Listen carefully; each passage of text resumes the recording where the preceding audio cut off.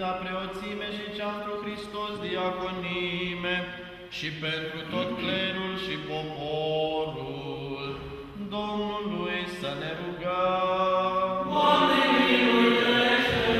Pentru robii lui Dumnezeu, Casian și Steluța, care acum se însoțesc unul cu altul, prin taina anunții și pentru mântuirea lor, Domnului să ne rugăm. Doamne miluiește! Pentru ca să fie binecuvântată nunta aceasta ca și aceea din Cana Galilei și pentru ca să ni se dea lor viață cumpătată și naștere de prunci buni spre folos, Domnului să ne rugăm. Doamne miluiește! Pentru ca să se veselească ei la vederea fiilor și a fiicelor lor, ca să li se dăruiască lor bucuria nașterii de prunci buni și purtare fără de prihană în viață Domnului să ne rugăm. Doamne miluiește!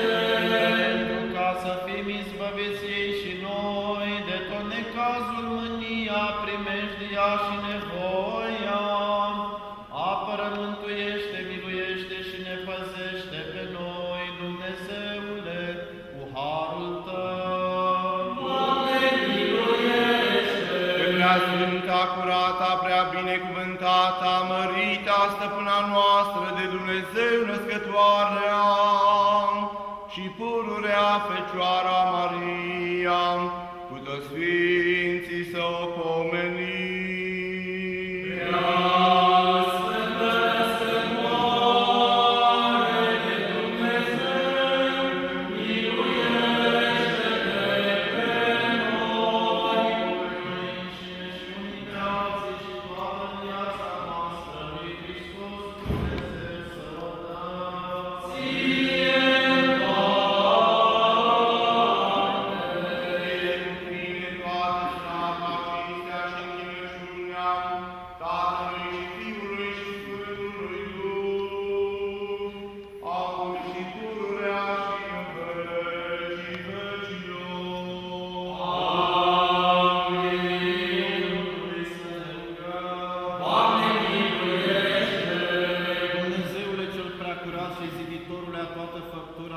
care din iubirea Ta de oameni ai prefăcut coasta strămoșului Adam în femeie și ai binecuvântat pe dânsii și ai zis: creșteți și vă înmulțiți și stăpâniți pământul și pe amândoi arătat un trup prin însoțire, căci pentru aceasta va lăsa omul pe tatăl său și pe mama sa și se va uni cu femeia sa și vor fi amândoi un trup, și pe care Dumnezeu i-a unit, omul să nu-i despartă.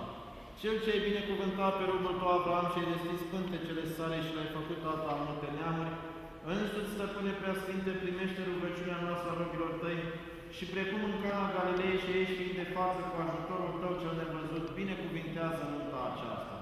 Și dă robilor tăi acestora, Casian și Steluța, viață pașnică, lungime de zile, înțelepciune, dragoste uneia către altul într-o legătură a păcii, dar de prunci, seminție cu viață îndelungată, cu nuna cea neveștejită a măririi.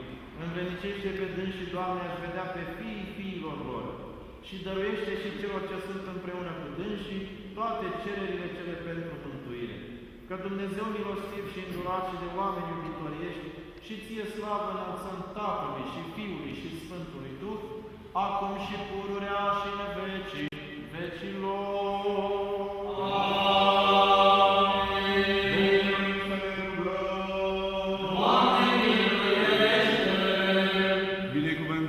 Doamne, Dumnezeul nostru, Sfințitorul nunții celei tainice și preacurate și legiuitorul nunții celei trupești, păzitorul nestricăciunii și tigărisitorul cel bun al celor de trebuință vieții. Însuși stăpâne, cel ce din început ai zidit pe om și l-ai pus pe dânsul ca pe un stăpân al făpturii și ai zis: nu este bine să fie omul singur pe pământ, să-i face lui ajutor din strânsul.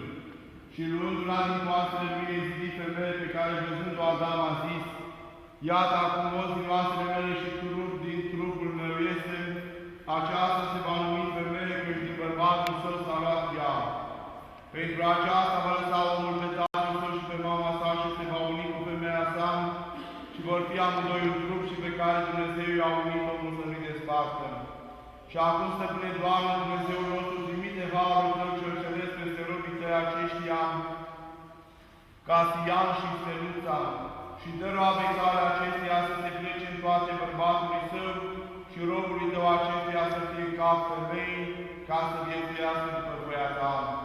Binecuvântează-i pe dânsii, Doamne, Dumnezeul nostru, precum ai binecuvântat pe Avram și pe Sara, pe Isaac și pe Rebecca, pe Iacov și pe toți patriarhii, pe Iosif și pe Asimeta, pe Moise și Semfora, pe Ioachim și pe Ana, pe Zaharia și pe Elisabeta. Păzește pe dânsii, Doamne, Dumnezeul nostru, precum ai păzit pe noi în corabie, pe Iona în pântecele chitului, precum ai păzit pe foc pe cei trei tineri, trimițându-le lor rod din cer, și să vină peste dânsii bucuria pe care a avut-o fericita Elena când a aflat cinstita cruce. Adu-ți aminte de dânsii, Doamne, Dumnezeul nostru, precum ți-a adus aminte de Enoch și de Sem și de Ilie, de cei 40 de ucenici trimițându-le lor cu luni din cer, de părinții lor care i-au născut și au crescut, pentru că rugăciunile părinților întăresc temerile caselor copiilor. Adu-ți aminte, Doamne, Dumnezeul nostru, și de robii Tăi, Olivier și Carmen, nașii lor și de nuntașii care s-au adunat la săvârșirea acestei sfinte taine. Adu-ți aminte, Doamne, Dumnezeul nostru, de robul Tău, Casian, și de roaba Ta, Steluța, și binecuvintează pe dânsii. Dă-le lor roadă pântecelui prunci bun și bună înțelegere sufletească și trupească. Înalță-i pe dânsii ca cel din Libanului, ca o vie odrăznită, dă-le lor roadele pământului ca toată în destularea având, să sporească spre tot lucrul bun și bineplăcuție și să vadă pe fiilor lor ca niște mlădițe tinere de măslin împreună în jurul mesei lor și bine plecând înaintea Ta să strâncească ca luminătorii din cer în Tine, Domnul nostru Iisus Hristos, că